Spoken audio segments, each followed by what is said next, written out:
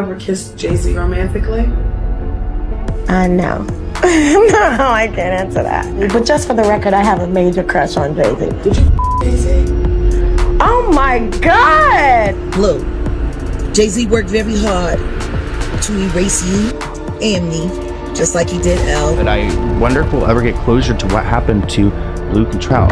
Okay, guys, this is Uncle Ron. I'm in the hospital. I got some busted ribs. I got plenty bruises. Oh, head's killing me. Oh, my leg. Maybe. Years for you behind the sparkle and glamour, there are whispers of darkness that have the potential to shatter Beyoncé and Jay-Z's perfect image as the ultimate hip-hop power couple, exhibiting unrivaled success, riches, and influence. The things that Beyoncé's former bodyguard has witnessed over the years have been revealed, and they have been absolutely insane. But you have to remember one thing. I know your deepest secrets. I know so much about you and what you've done. I know so much on how you got where you are. Oh, single ladies, no. How you stepped on many people. No, single ladies. Beyonce. How you guys ended Carrie Hilson's career. They did say that. Because she said something about you. That's how hateful you guys are. How you step on anybody to stay on the top. To remember, your relationship was a business relationship, financial, to get to the top, to become billionaires. He wanted to do his own thing. He mentioned several times how he was tired of being used and abused, that he was bigger than Bad Boy itself. Somebody, and we ain't gonna call no more names, dangled a bogus contract in front of his face so he would leave the company. How I know I was there. Another thing, Jay-Z wanted him out of the industry, period, so he could take over and be the biggest hip-hop artist around. And I wonder who's the biggest hip-hop artist today. It's all business, folks. And unfortunately, you as a fan, most of you won't understand, but it was all about the business. And the two billionaires have done what they seeded. First of 1997, I was approached by Diddy to perform a hit on one of his artists. Finding out that he wanted all the rights to all his catalogs.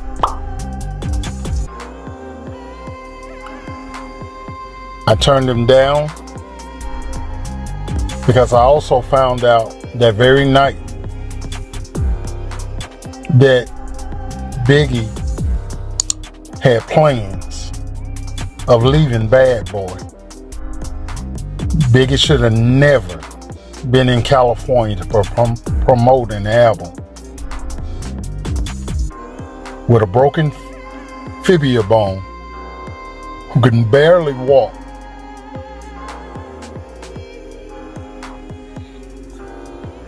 to go to another studio when Diddy has his own studio in New York. Diddy is pure evil. He has a very nasty disposition. He treats everybody like crap. Every single employee he's ever had,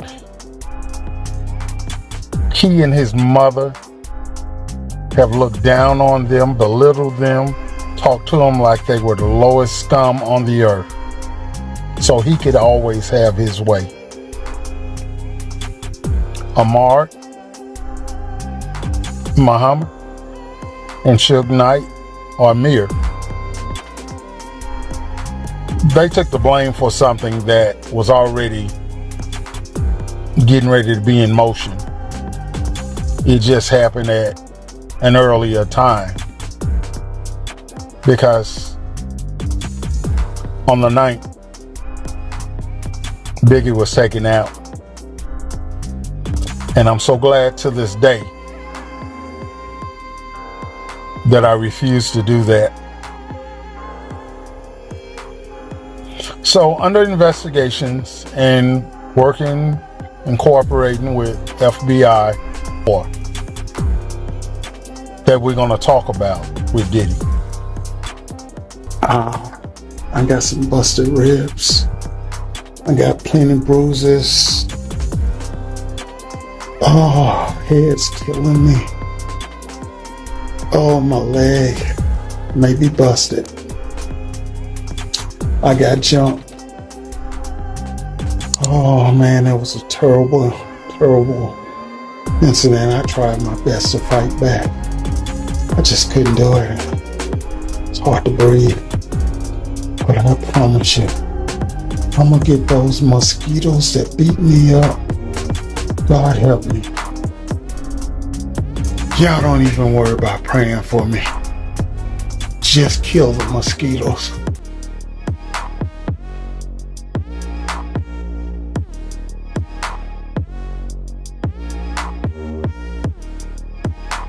According to Uncle Ron, Jay-Z reportedly had connections to Diddy in one of hip-hop's most notorious tragedies, the Notorious Big's death. Uncle Ron has a different version of events that suggest P. Diddy may have played a role in Biggie Small's death. Jay-Z was also reportedly implicated. Hours before Biggie passed away, Jay-Z spoke with Biggie, claiming, "I spoke to him that night, and he was so happy to be in Los Angeles."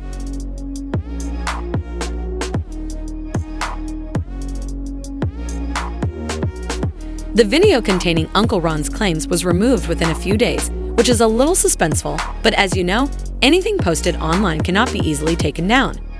What I want to know is whether Jay-Z and Beyoncé had any involvement in the removal of the video. And speaking of taking down, has anyone checked on Uncle Ron? In the past, he was afraid to speak out because he was and still is afraid for his children.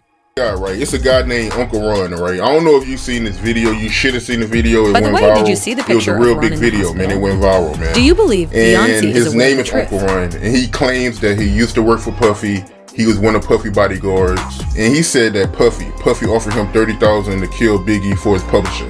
How you feel about that, yo? And do you know this guy? Well, first and foremost, you got to realize this.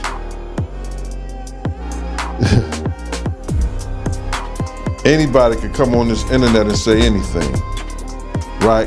And dude is getting a whole lot of attention because people are even calling me, asking me about him, you know, and I don't know him from a can of paint. He even mentioned my name, saying that I know what I know. I don't know what he knows, but I do know this, that it's only 3 people that had contracts with Puff and Bad Boy. Me, Wolf, and Paul Offord. If he didn't come through Paul Offord security, Green Gate security, he didn't have a contract with Puff. Because anybody who worked for Puff, other than me and Wolf, came through Green Gate security. That was Paul's security thing. Especially at the time that he was saying that he worked for Puff. Or Puff offered him $30,000. Now, anybody knows this, that Bad Boy took 50% of all this artist publishing, right? 50% of all the artist publishing straight out the rip. Then Puff gave Big $200,000 for the rest of his publishing. So what publishing did he was trying to get and keep from Puff? You understand? What publishing was Puff was trying to get when he already had it? He had already paid for it. What part of the catalog was he talking about? I don't understand that. And then he said that Puff offered him $30,000. I can't say he lied, but I can say that he wasn't a part of Bad Boy security that I know. I knew everybody who worked during them days. You understand? And I don't know dude from a can of paint. So whoever this Uncle Ron dude is, he's a liar then. He's a fraud. Is he a fraud? Bruh, he's what he is. He wasn't part of our security that I knew of. Not at that time. He never been on no trips with us. He never been at no parties, no nothing. So is he a fraud? The internet will have the real looking fake and the fake looking real. Put it together. How could he want Biggie publishing when he already had it? That's where he up at. That's where he up at. How you want something that you already own? Yeah, you right. You right. I know I am. That's where he up at. Bad Boy owns 50% of the already as an artist. They got 100%. Bad Boy takes 50% right off the top. Then he gave Big $200,000 for the rest of his publishing. So now the other stuff goes to the producers or whatever of the music.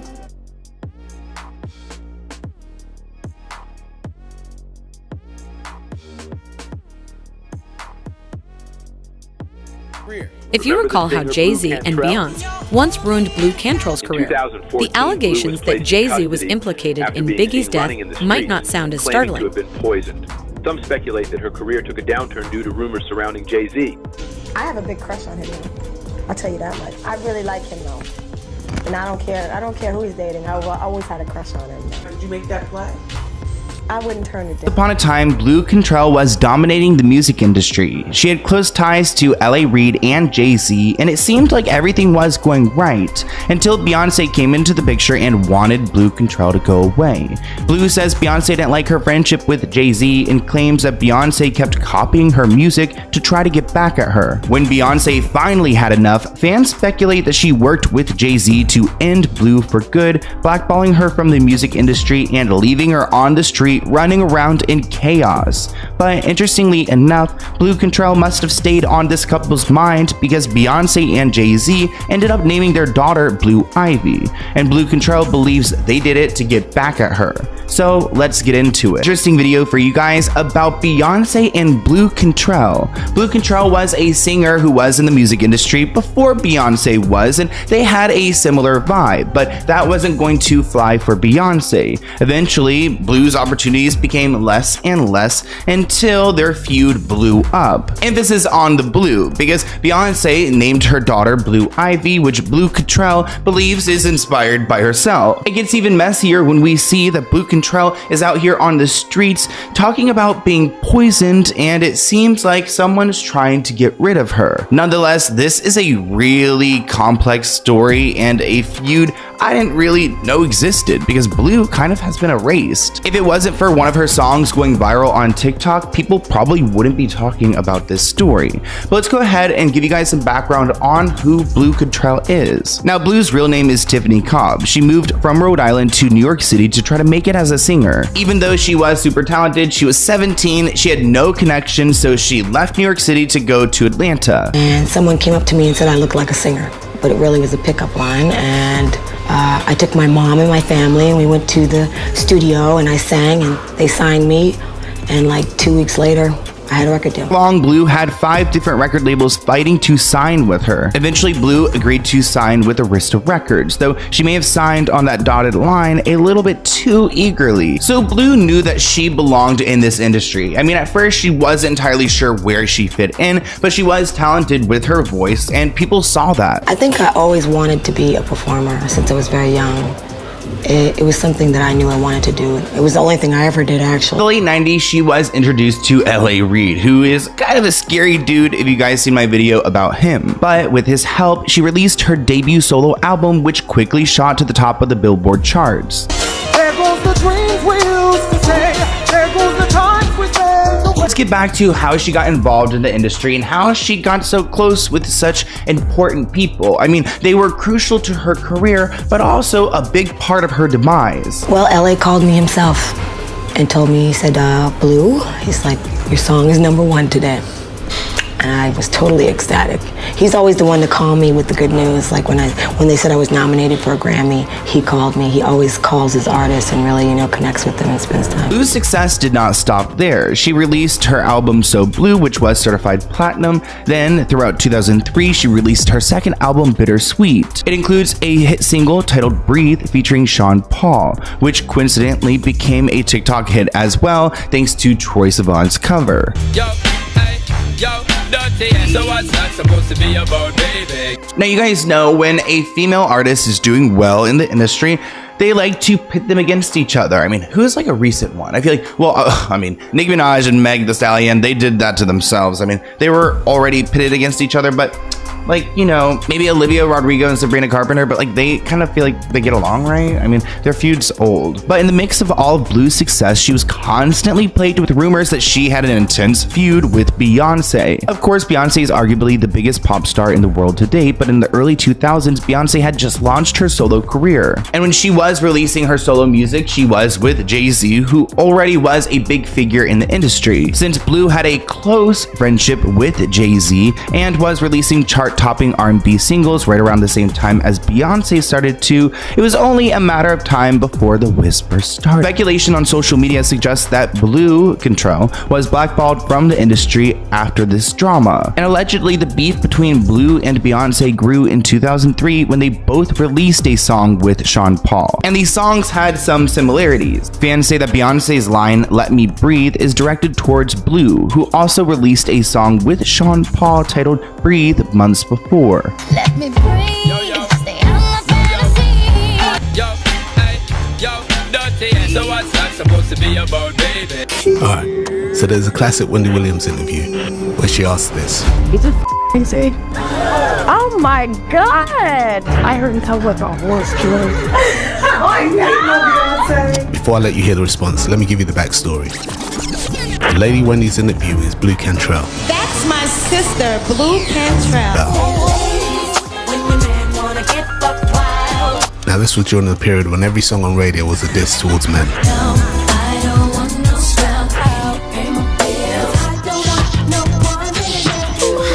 Yeah, we had it rough. Anyway, the reason why Wendy was asking this question is because almost immediately as Blue Cantrell hit the scene, dating rumors started swirling about her and Jay-Z. Why do people not want to let the Jay-Z Blue Cantrell thing go? I'll tell you why. It's because Jay-Z was already dating Beyoncé. Let's be honest, they do kind of look alike, right? Have anybody ever tell you you look like Beyoncé? Nah, they usually tell me I look like Shalissa. Who the f is that? Me, nigga. Comparisons between the two were ramped up when Blue Cantrell accused Beyoncé of copying her style. What? Blue Cantrell claims Beyoncé and Jay-Z stole the video concept for Bonnie and Clyde from a song she featured on called Roundup. That's that country. Now, Roundup was released in June of 2002. 4 months later, Beyoncé and Jay-Z released Bonnie and Clyde. Ready, B? Let's go get 'em. You have to admit, they do kind of look similar, right? Example number 2. In February of 2003, Blue Cantrell released Breathe, featuring Sean Paul. 6 months later, Beyoncé released Baby Boy. Now there is the argument that Sean Paul was just hot at that time, but in Baby Boy, Beyoncé has a line where she says this. Let me breathe. Stay out of my fantasy. At the time, many felt this was an indirect reference to Blue Cantrell's single Breathe. Yeah, so what's that supposed to be about, baby? That same Jay-Z was born on the 4th of December, making You know the magazine? Get somebody else to do it. You learn though. As the years went on, Beyoncé's star continued to rise, whilst Blue slowly dimmed. She continued to perform live and had a brief stint on NBC's reality show Celebrity Circus. But on September the 3rd, 2014, Blue Cantrell was seen running the streets of Santa Monica at 2 a.m. on her name. And that's probably because in this day and time, the only Blue people tend to know is Blue Ivy Carter. As for Blue Cantrell's response to Wendy's question, He's a crazy. Oh my god! No, I can't answer that. I can't answer that.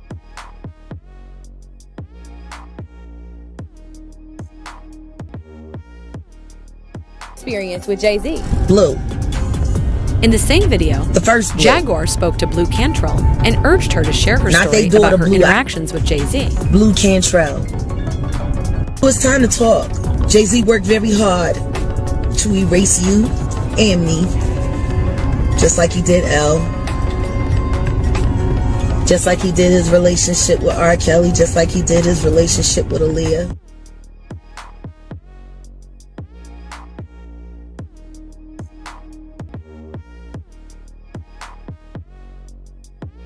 The mysteries surrounding Beyoncé extend beyond years of business toil power and plays trouble. and career That's sabotage. what Beyonce's saying as she escapes Rumors a and restraining whispers order have from her surfaced about former something drummer much who, greater. get this, accused Ominous her of allegations that witchcraft. Beyoncé is a witch. Hello. What's up, Holly Scoopers? I'm Kate DeRocher. While there's always been a fun little joke about how Beyonce's in the Illuminati, I never thought I'd see the day where she was literally accused of performing witchcraft and dark magic.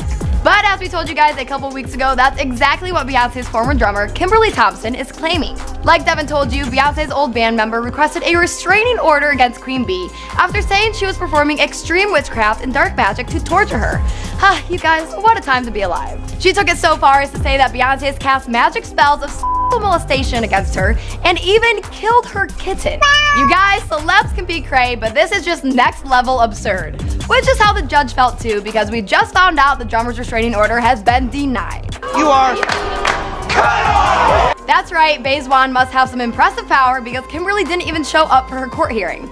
And as a result, the judge dismissed the entire case. Either it was the Illuminati, the work of some special spells, or Kimberly just came to her senses. But no matter what caused her absence, she clearly won't be getting what she wanted. I think it's obvious that Beyonce isn't some Salem witch trials descendant and that this entire case was crazy from the start. I mean, Kimberly was saying things that were absolutely nuts. Like swearing that Beyonce tapped her phone lines to monitor everything she says, for example. The wacko drummer even said Queen Bee had control of her finances. Nia Wesley is in the house. Nia, what is going on? Guys, I cannot make this stuff up. Beyonce's ex-drummer of 7 years, she is seeking a restraining order against Beyonce. She's accusing her of dark magic, witchcraft, tapping into her phone bill, and basically controlling her finances, harassing her. She's saying the Beyonce camp is put up a huge harassment campaign against her, and it's overall witchcraft. She sought a restraining order in the past. It got denied, and she has another one scheduled for October 11th, but the internet is just like, what? Excuse me? And, you know, I was just at the Beyonce concert last week in Houston. It was definitely a religious experience, but it was, I didn't expect any, I didn't experience any witchcraft whatsoever, but I'll be interested to see how this plays out. Bewitching Beyonce. Did Queen Bee practice witchcraft? Kimberly Thompson says she is tormented from being put under manic sexual spells by Beyonce. We're talking about other situations where changing into animals and jumping into other bodies and all kinds of really crazy stuff. In bizarre court papers, Thompson claims Beyonce, who she refers to as this person, has started a campaign of harassment against her that includes extreme witchcraft, dark magic, and magic spells of sexual molestation. She also claims Beyonce murdered her kitten after the singer put a spell on it. They were like, the cat has a spell on it. The cat was taken back to her people, and they killed it. It's unclear why Thompson is speaking out now, even though she says Beyonce has been at it since 2006. She's not been able to let me go. She's not been able to let me progress. She's just been a savage. Senior correspondent Tara Burney joins us now. And Tara, these claims are bizarre. Really strange. Has Beyonce responded at all to these? Jesse, Beyonce's a little busy. She's on tour with Jay-Z. They're finishing up in LA, so they have not responded. And as far as Thompson, her request for a temporary restraining order was denied by a judge, most likely because of the nonsensical rantings about witchcraft. So I don't know. It's hard to say. How often judges have to rule on something like this, as bizarre as this. What were Thompson's other claims here? There's a lot of them. First, that Beyonce stole money from her. She had her stalked. She had her bullied. Thompson said she had to move several different times to different cities because she was casting spells on her work and her relationships, and she couldn't hold down a job, and she couldn't find a boyfriend. Okay, I'm going to go on a limb here and say there will be no legal repercussion for Beyonce. I don't think so. I don't think she is on her radar. I'm not a lawyer, but I did stay at a Holiday Inn last night. Tara, thank you. All right. By the end of 2013, Beyonce had dropped a surprise album on us, and this year she proved once again that she runs the world. But 2014 also had its fair share of unexplained mysteries and surprises involving the Queen Bee. In May, surveillance footage was leaked of Beyonce's sister Solange physically attacking Jay-Z in an elevator after the Met Gala. The story made international headlines, and the family released a joint statement. B even referenced the controversy in her remix of Flawless featuring Nicki Minaj.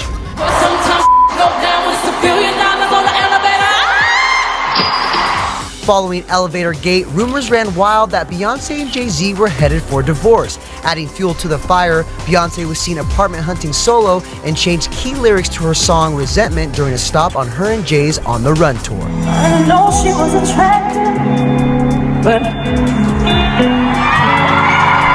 riding with you for 12 years. Why did I deserve? In true Beyonce fashion, she combat the rumors by posting several sweet pics of her hubby and daughter Blue on her Instagram account. But B's Instas also stirred up some controversy. The thigh gap and questionable blunt bangs sent the internet on a tizzy. And yet through it all, she still managed to surprise fans again this year with 2 major releases. Looking so great. My tastes are very singular. You wouldn't understand. She re-recorded her 2003 hit Crazy in Love for the 50 Shades of Grey trailer, and from Beyonce featuring 2 new songs including 7-Eleven. I know you can. She gave us plenty to talk about this year, that's for sure. And if there's one thing we've learned, it's to sleep with one eye open, because you never know when another Beyonce surprise could strike.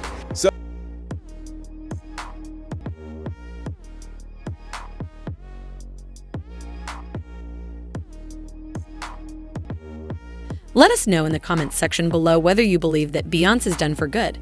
Whether you enjoy this video, please click the subscribe button to ensure that you never miss any more. Until then, family, keep it real.